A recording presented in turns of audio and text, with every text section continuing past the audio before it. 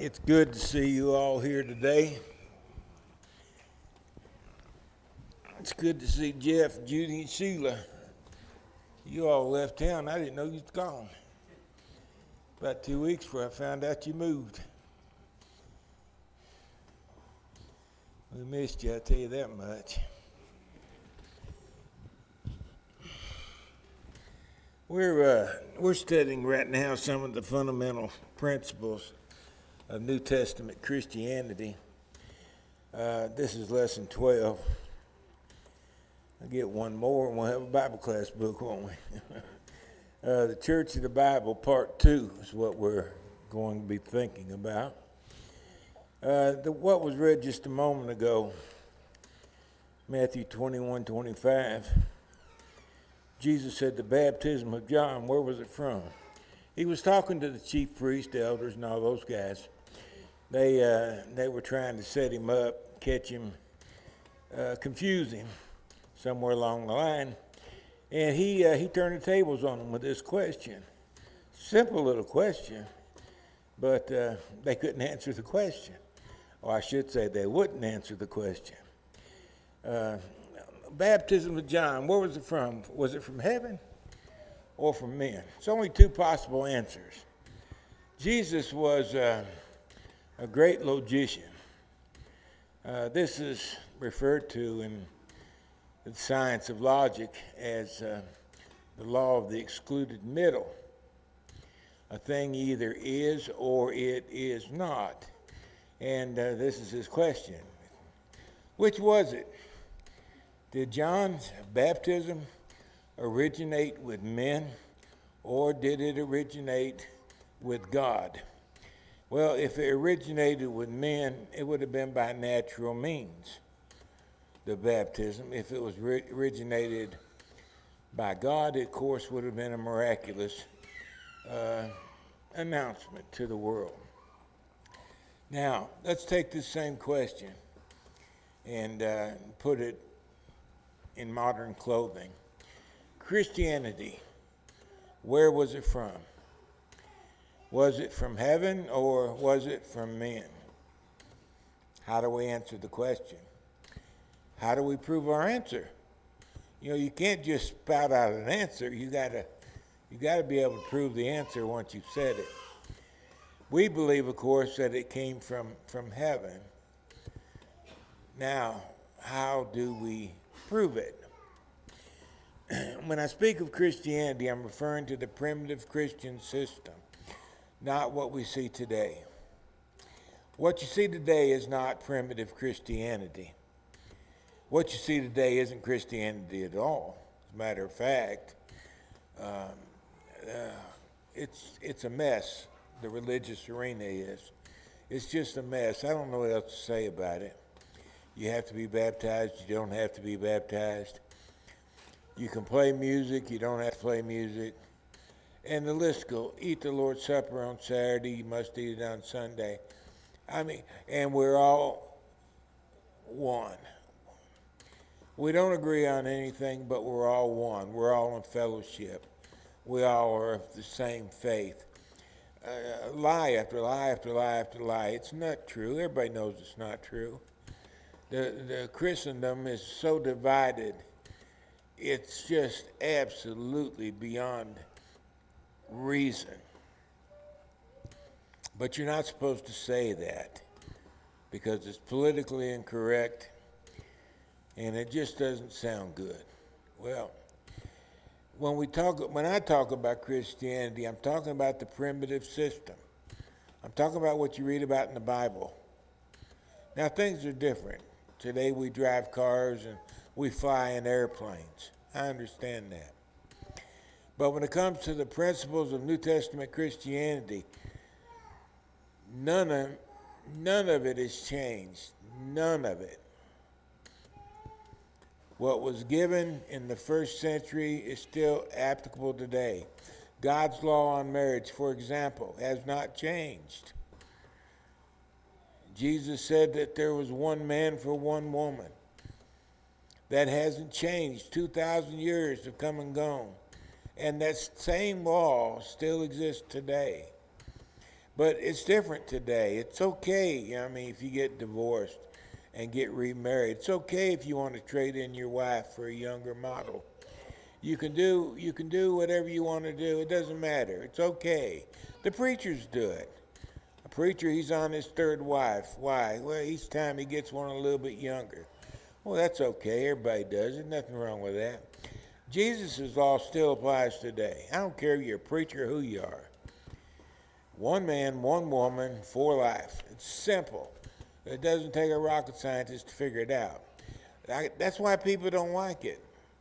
It's simple and it's narrow, very narrow. But it has to be narrow. Truth is narrow on any point you want to talk about. 2 plus 2 is 4. 2 plus 2 is not 4.5. It's not 4.4. It's not 4.3. It's not 4.2 or 4.1. It's not 3.9, 3.8. The list goes on and on and on. 2 plus 2 is 4. One answer. It's all there is. One answer. That's what truth is. It's a single answer to any question. It's not that hard. That's what we're talking about when we talk about New Testament Christianity. We got to go by the first century system that we receive from the Bible. That's the only thing that's ever been approved of God. We know it's approved of God. He's demonstrated it is. And this is what we are trying to follow. So let's consider some factors involved in the beginning of Christianity.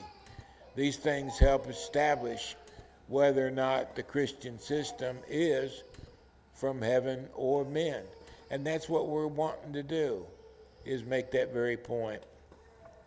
First of all, Christianity is a new religion at the time it was given. Assyria, Babylon, the Medo-Persians, then there was the Greeks, and there was the Romans. You go back through the various civilizations that existed prior to the time when Jesus came into the world, and there's not a shred of any type of discussion about Christianity coming. There is nothing that leads up to it. You take the religion of Islam. You can study Islam and you can see how Islam was developing during the first 6 or 7 centuries. You can see how it was coming and finally coming to fruition. Christianity didn't work that way. There was nothing. There was silence. And then all of a sudden, there was Christianity. And it smattered all over the world. How did that happen? Things don't just happen that way. It takes time for something as big as Christianity to spread. But it didn't take time for Christianity. It was on the scene immediately. And it was amazing how fast it spread. The Christian religion appeared suddenly. Why and how? Every effect must have an adequate cause. Every effect. Christianity is an effect. Question is, what is the cause? The question that Jesus asked about the baptism of John applies to Christianity. Where did it come? From heaven or of men? How do you establish it? What caused it? How did it come to be? First of all, there was a religious explosion. It just blossomed almost overnight. There was Jesus. God sent one man, his son. He chose 12 apostles. These 12 men were going to be his representatives on the earth. One man for about 3.5 years, and then there were 12 men that would take his place in some respects after he was murdered. And they would carry out the mission that he gave them, which was to preach the gospel to all the world. In Colossians chapter 1 and verse 23, this is written about 29 years after Jesus told the apostles to go into the world and preach the gospel to the whole creation. About 29 years later, the apostle Paul wrote about the hope of the gospel which you heard and which was preached to every creature under heaven. You notice that preached is past tense, meaning that the gospel was carried throughout the world and taught to all the nations in a span less than 29 years. Now think about that. They had no cars, they had no automobiles, there were no trains. They couldn't fly. If we had to preach the gospel to the whole creation today, Center Grove, and there's over 100 of us here, if we had to preach the gospel to the whole creation, do you think we could go to every quarter of the world in 29 years? It'd make me shudder just to think about that kind of responsibility. What an amazing thing, a task. We would think it's an impossible task for us to do. But that's what happened in the first century. They did it by foot and they did it by sea. In 29 years, Paul could say the gospel was preached to every creature under heaven. Was it of men? Or was it from heaven? Well, the church began to grow in leaps and bounds. In Acts chapter 2:41, on the day of Pentecost, we read that there were 3,000 souls added to the church on that one day. Well, John and Jesus had made disciples during their ministries. How many disciples you reckon they made? We read of hundreds of people coming to Jesus when he would preach to the multitudes. In many cases, they seen his miraculous acts. He fed the people miraculously. He would take a few loaves and a few fishes, and he would feed better than 5,000 people. How do you think the people were affected by that? How many people do you think followed him because of what they seen and what they heard? They heard about a God who really, really loved them. That's something they didn't know much about. Their religious leaders, all they wanted to do was soak them for every dime they could get out of them. And now you got a man talking about a God who's not interested in money. He's just interested in their welfare, their well-being. How many people do you think were attracted to these men, John and Jesus? We don't know. But there were disciples that existed on the day of Pentecost when 3,000 souls were baptized into Christ and the church grew. We read about 5,000 adult men in Acts chapter 4 and verse 4. Chapter 4 and verse 4. It's just a few years, about 4 years after the church had been established. We read about 5,000 men in the church. How many women does that make? What do you have in the average church? You have 7, 8 women to every man? If there was 5,000 men, you reckon it's possible that there were 35 or 40,000 women? Does that seem extreme? It could have been. We don't know. But we do know that the women generally outnumber the men by a pretty fair number. So if there's 5,000 men, how many Christians were there in Jerusalem? just a couple years after the church was established. At the time Stephen was murdered in Acts 7, verse 60, Kistemaker says that there were more than 20,000 souls in Jerusalem. In addition to him, there was Jeremiah.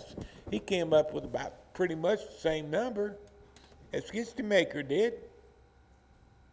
More than 20,000 souls in Jerusalem were Christian. From Palestine, they traveled into Africa, Acts chapter 8. They went to Syria in Acts chapter 9. They went to Asia Minor in Acts chapter 13. They were told to carry the gospel to the whole world, and they were busy. They were busy. And they were establishing churches all over. All over Asia Minor, Paul the Apostle was planting churches everywhere. How many disciples had he made? I have no idea. There's no way of telling. Finally, Paul went all the way to Europe, Acts chapter 16. And it seemed as though that was having covered all the world. But it wasn't satisfying to Paul. He evangelized from Jerusalem to Rome, traveling about 12,000 miles, and perhaps he went on as far as Spain. Many people, including me, believe that Paul did in fact travel to Spain according to the witnesses, the historians that write about his being there. If it is, he went all the way to the Atlantic Ocean. That was the world that we read about in the Bible. 29 years. How did they do it? By the power of men or by the power of God? When I think about what we could accomplish if we set out to do that today, I honestly shudder at the prospect. We got to India 40 years ago, 50 years ago, and where have we gone since that? It's a great big job. What took place that we read about in the Bible was amazing, impossible, some would say, but it happened. Historians have spoken about the matter. Clement of Rome, AD 95, said Paul reached the boundary of the West, likely an allusion to Spain. Irenaeus and Tertullian, they both said there were Christians in Spain in the 2nd century AD. In AD 300, Edward Gibbon, probably one of the most renowned historians on the ancient Roman Empire, he said there was about 25% of the Eastern Empire that was Christian. 25%, 1 out of 4 people. In the Western Empire, there was about 1/20 that were Christians. You're talking about millions of people that were Christians. How did it happen? What caused it? What made it so successful?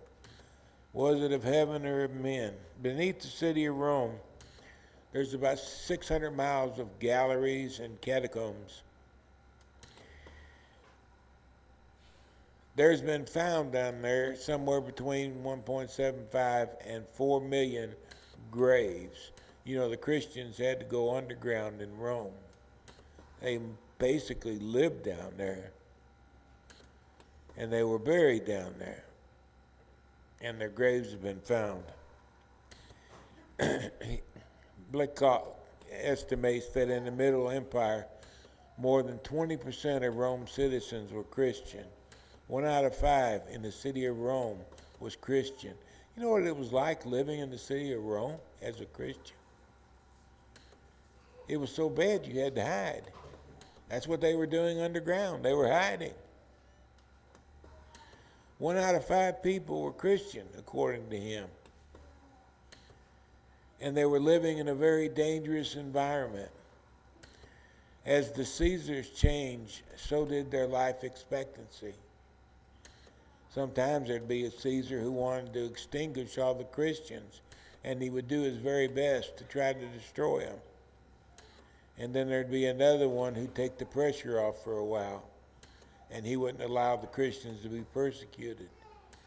And then there'd be another Caesar that would rise, and he would have anger in his heart and try to destroy him once again. All this was going on, and they were still making Christians. How is it possible that people were becoming Christians in such a hostile environment? It's hard to tell. The catacombs represent 10 generations of believers, he says. Rome's Christian population was somewhere between 175,000 and 400,000 people. In the city of Rome, between 175 and 400. In the city's population was probably about 1.25 million. Imagine how many people were Christians. Tertullian in AD 160 through 20 said, "Men proclaim that the state is beset with us, the Christians. Every age, condition, and rank is coming over to us from among the Roman citizens. We are only of yesterday, and already we fill the world." The Christian population just exploded. How many disciples do we make every year now?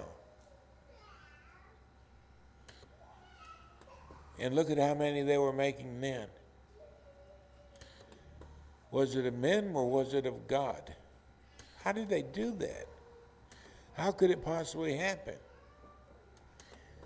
In addition to that, the Jews formed the nucleus of the early church.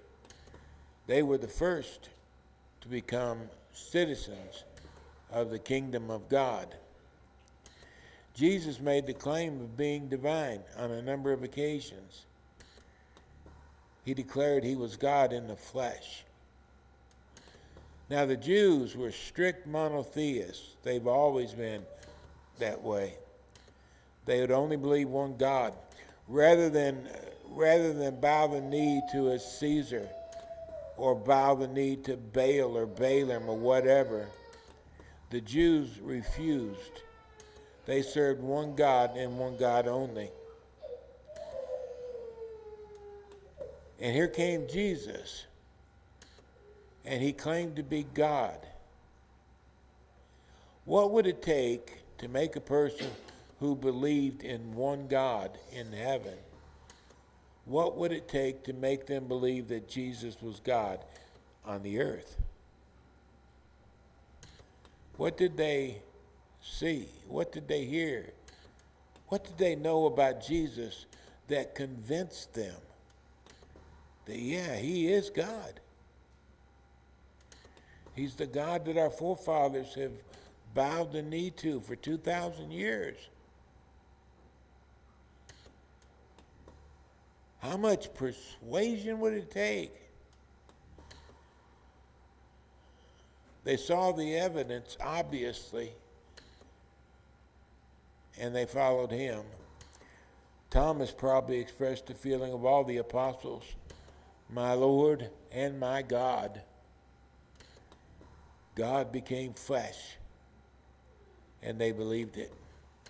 They saw something.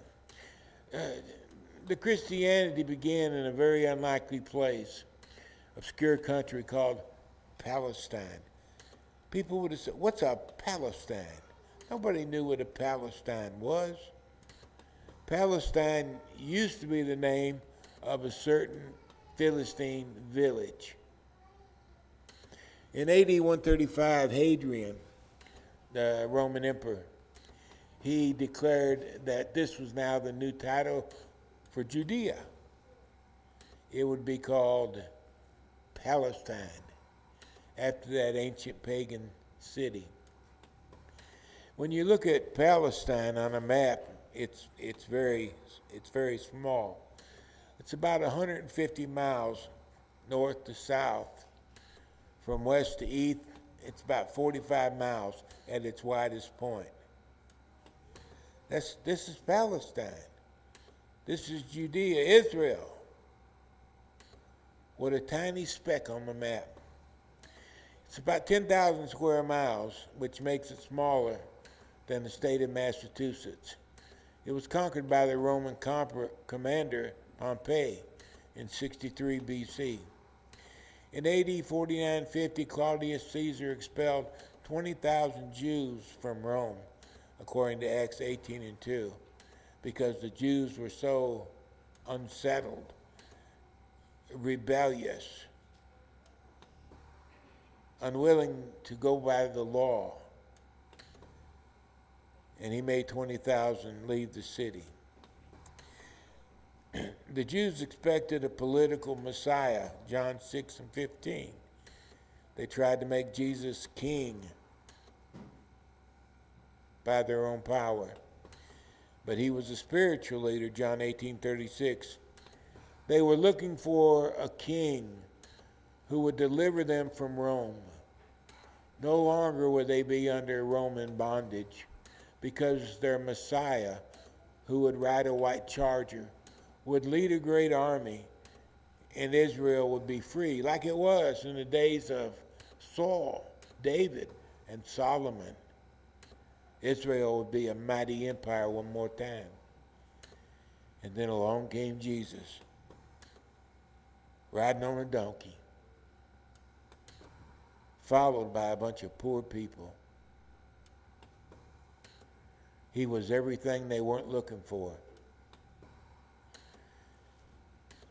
Palestine was a very unlikely place to find a Messiah.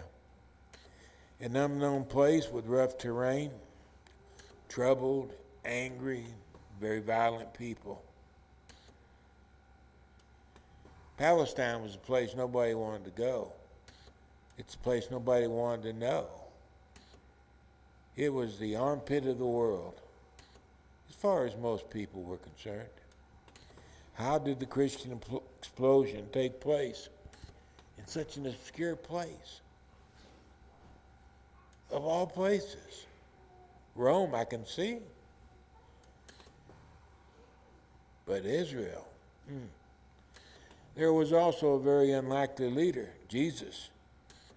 Jesus had everything against him as far as what leaders look like, what leaders are like.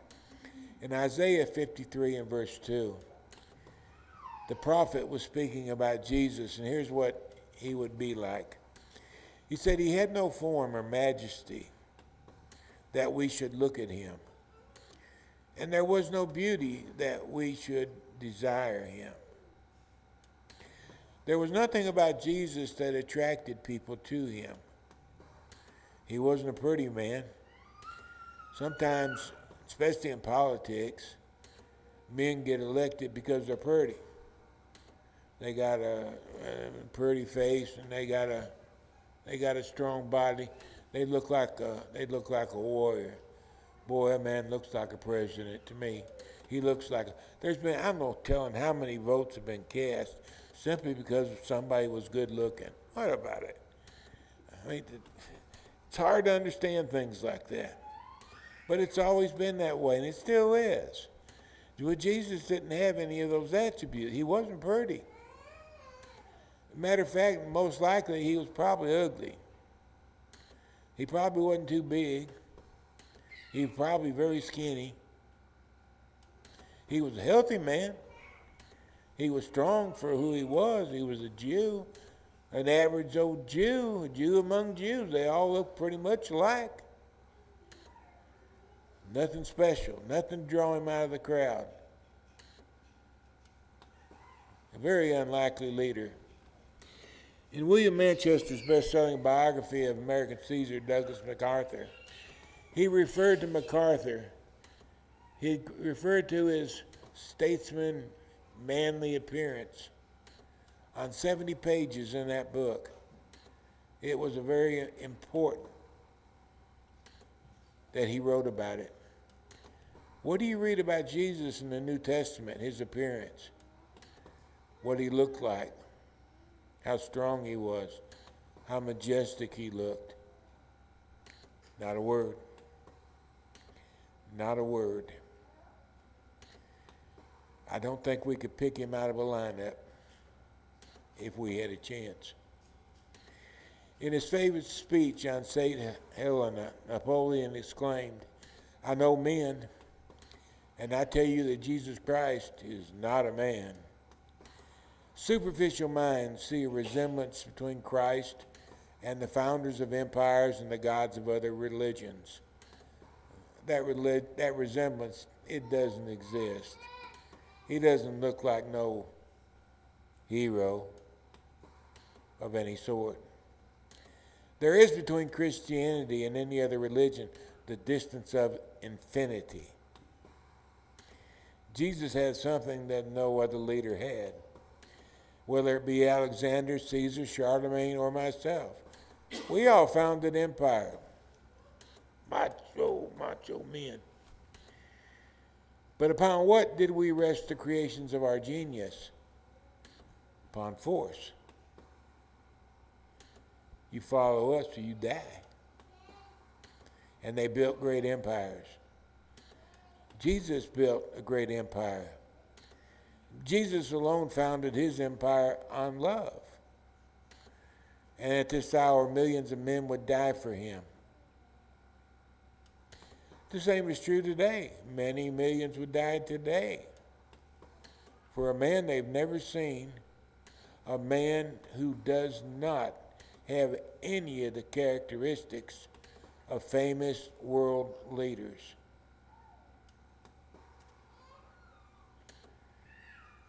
Is it of heaven or is it of men? Jesus had no wealth. He was raised in a despised community called Nazareth. He had no formal rabbinical education. He hadn't been trained to read the scriptures by the rabbis. He hadn't been trained in public speaking, to preach or to teach. He had no sort of formal education to be a leader of men. And yet he's led more men than any man that's ever lived.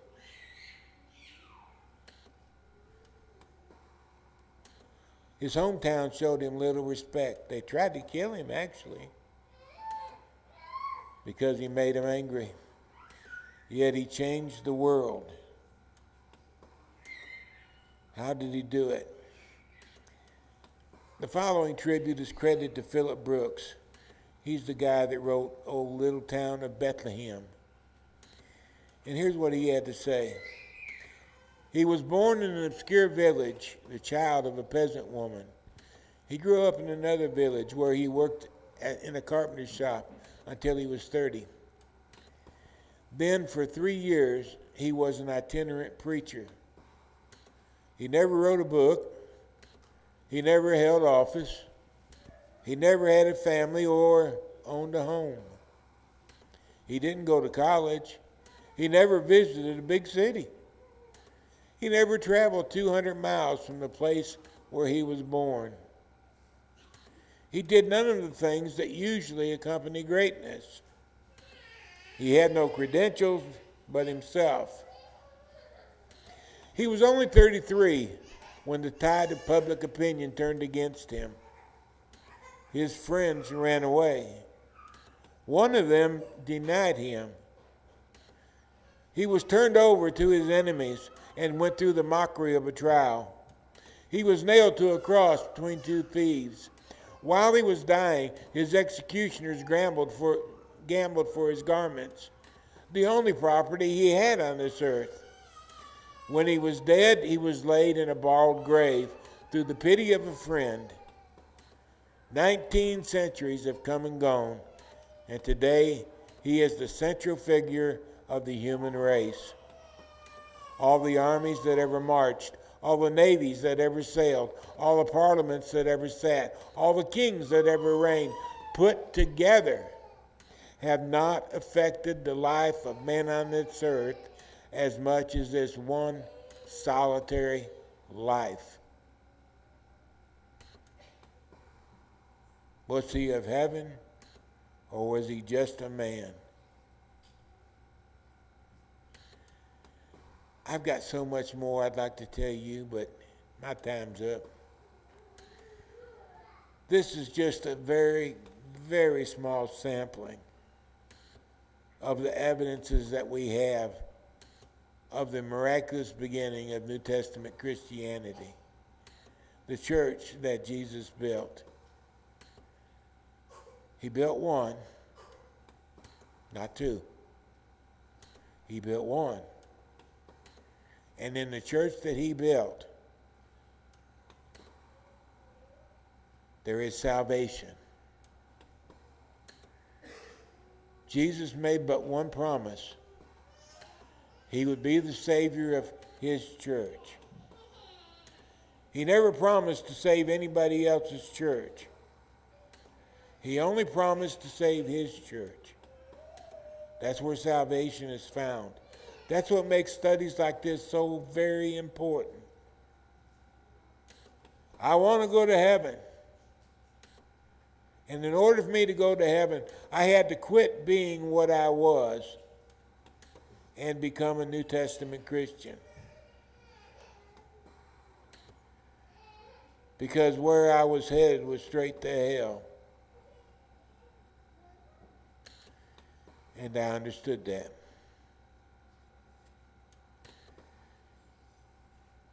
I want to live forever.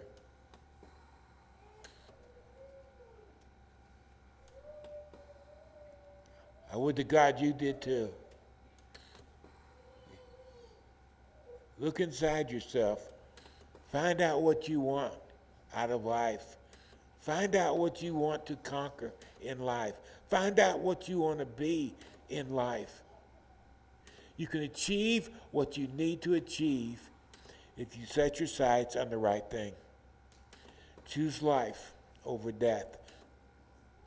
Choose Jesus over human ways.